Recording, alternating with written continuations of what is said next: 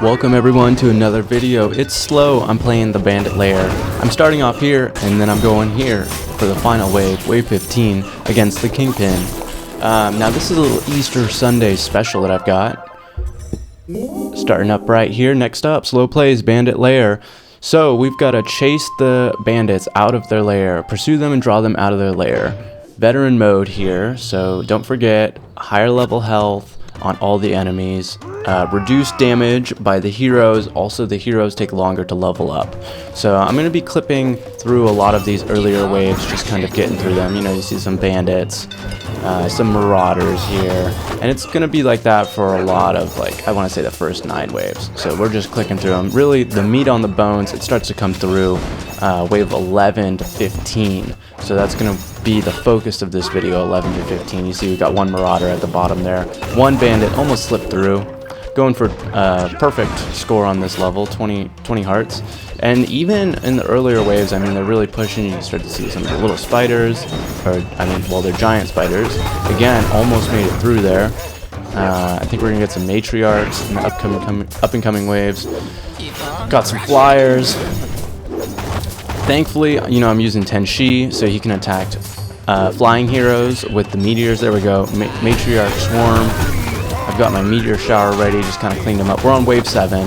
First raider coming through, took out my hero. This is like the mid-level of wave 7 here, kind of cleaning up the bulk of the wave. I like Tenshi, how he turns into that super large form. He's got that stun effect. Similar to the earlier waves, you know, nothing too crazy, kind of cleaning them up. Wave 8, it's like wave 7, but doubled down. Extra raiders, extra marauders. Now the raiders you gotta watch out for, because they can throw those like spiky shuriken things forward and backward. They do a lot of damage to your soldiers. They can walk right through your lines, and they have high armor, so they really take a beating. Raiders definitely give some hits. We got our first pillager on wave 10. First few pillagers. Pillagers have a lot of health, but thankfully they're not armored. The thing with pillagers is their slash damage really takes down your soldiers, your block points. Wargs making a push at the bottom there. So yeah, pillagers with that fat health pool, really pushing through. Now we're at wave 10. I hope you folks are appreciating this kind of like quicker pace, just kind of like chopping through the earlier waves. You know, I figure they're a little slower, so it's not so interesting for everyone to watch. Like, I mean, to me it's a little interesting because I'm playing it, but for everyone else, you know, we've all played this game a little bit, I assume. For those watching this video, that's why you're here. Probably, if you haven't tried this game ever, Kingdom Rush, the original Kingdom Rush of the series, now they have Alliances and Vengeance, and, you know, I've yet to try those ones, but in the future, I'm definitely open to it. I think Ironhide definitely hit the nail on the head with this type of game format. So I'm interested to see how the later iterations came and developed and what they improved on. I heard there's hybrid towers, so that seems like an interesting facet, but wave 12, we're seeing a lot of pillagers, matriarchs, and marauders. Raiders are at the bottom making a push there.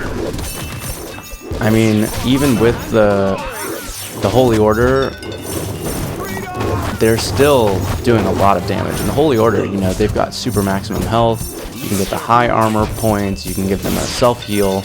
Wave 13, here's where it starts to get really hairy. You've got the flying. Oh, what are those called? They're like bats. I forgot the precise name of them. Bunch of raiders in the middle section. Pillagers on the top. Going for the death ray and the teleport on my arcane towers to kind of bring them back a bit. Personally, I like the arcane death rays and the teleport. See, it just like zips that pillager all the way back. Going for an upgrade on the death ray. First Tesla tower there. Oh no, actually, went for the bombardier on that one. Going for the cluster launch.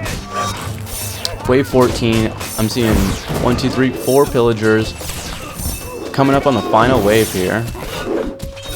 Definitely, you know, not the most intense level, but I will say the first time I tried this one, I forgot that the boss has like a little trick up his sleeve. I'll point it out in a few moments, but it actually, I just forgot about it.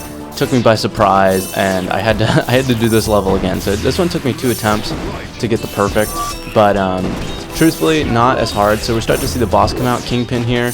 He's got a lot of health. He also chows down on like a drumstick, so he re-heals himself. Thankfully, no armor, but yeah, he totally destroys foot soldiers, and he's definitely supported. I mean, look at all the raiders on the bottom there. We've got all the marauders behind him. Giant spiders from the top. Thankfully, none of those really fictional enemies, the fictional enemies, the like dragon, lizard soldiers that you see in the later battles, they're really disgusting. So these raiders are really making a push on the bottom. I'm kind of worried about it. I'm trying to move my soldiers over there. And you see that? He just took 3 and he couldn't stand up to it. It got wrecked. Thankfully, I have my meteor shower available. I've got 1,000 gold. Maybe I should spend it on something. What am I even... What's going on here? I think most of my towers are maxed where I want them, so... I mean, it's no consequence to spend the coin, though. If I have the coin, I should just be spending it. So Kingpin's kind of approaching the middle here. You've got Marauders, a wave of Marauders behind him.